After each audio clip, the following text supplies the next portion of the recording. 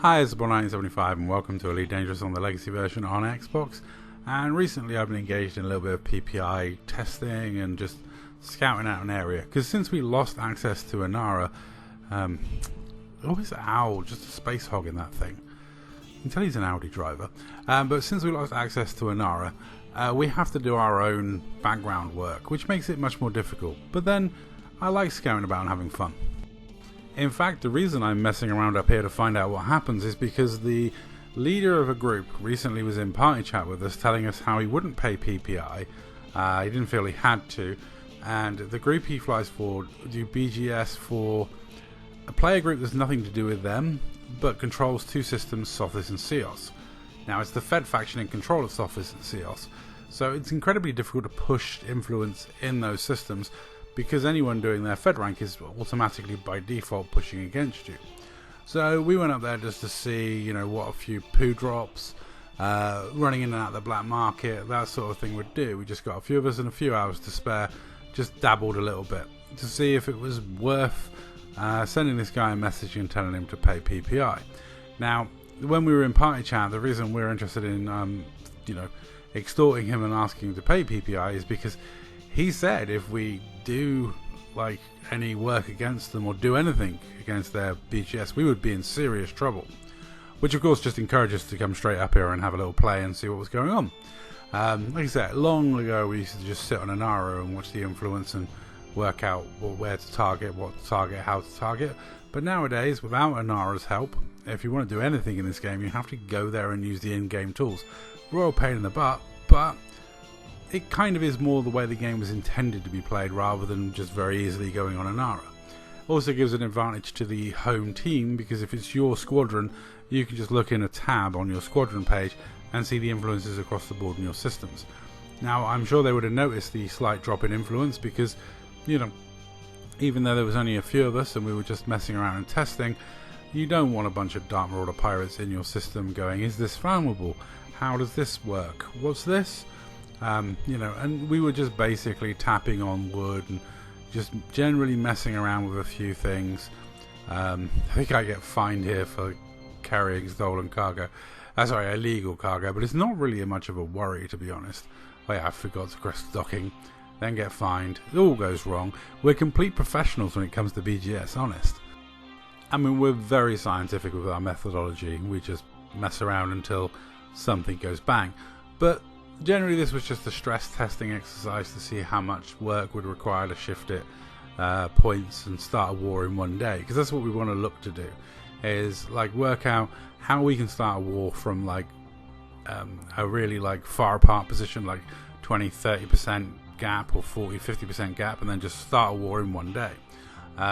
Normally that takes sort of 7-8 of us doing a concerted effort thing. But it's kind of just finding those stress points. What's the best way to attack? How's the best way to go about it? And then if we feel it's going to be worth it, we light the signal fires and we get a few Dark Marauders on that haven't played for a while. They come on, make some money, have some fun and giggles. We get a good party chat going, get a load of us down and have some fun on the game, basically wrecking someone's BGS. Unless they pay us the extortion money. Because it's what it is. It's an extortion racket we run as pirates. If you don't want us messing with your BGS, you pay us a very small amount. It's a nominal fee. 200 million is what we ask for, unless we've already started messing around with your BGS, then the price goes up. But generally, if people don't want to pay, we're quite happy to get a few Dark Marauders down and have a bit of a party in your systems. Because it gives the guys something to do. One of the things with being endgame in Elite Dangerous, especially on the Legacy version, it's hard to find people that, with stuff to do. Here's Al showing off his beluga liner to me with his terrible 0% paint job, which was quite fun, and having to leg it because I think someone threatened to attack him. But yeah, I mean, we messed around enough, we pushed it to within 4 points. So far there's been no sign of the trouble we would be in for doing this, more's the pity. But I do love these groups that talk big about their BGS, but when you start poking it, you see them rush to the defense. This group in question, just with us poking around, messing about, they had to get a 6 in political to counteract what we were doing, and that was just a few of us messing around.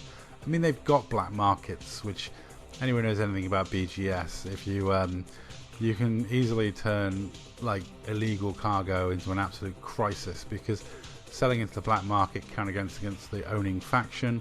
If you sell tons of slaves into a black market, the slaves become free and become a refugee crisis. So all in all, if you've got a black market, I highly recommend paying so we don't mess up your BGS, because trust me, if you've got a black market, the amount of work you have to do to counteract the damage we can do from your black market is just huge. It's a lot of work. The last thing you want is a flood of pirates delivering a flood of humanity onto your doorstep, causing no end of political instability within your system, starting war after war after war. But maybe you want to wait for the flood of pirates before you pay. I don't know. We were hoping for a bit more of a response, considering we'd be in serious trouble if we attacked these systems. And even though we have been attacking these systems, just minorly, just having a bit of a prod and a poke, we haven't seen any hide nor hair of this, threats. But then we do get threatened very often, and nothing ever really materializes. It's a bit sad, really. Hopefully one day we'll actually find a group that live up to these threats that they make. You'll be sorry if you do this. Well, we never are. Anyway, that's all for this video. Thank you very much for watching. If you work for this squadron in question, I would recommend paying before we really do some damage up here. And remember, people, it's only fun roleplay extortion. And as I always say in game, everything's better.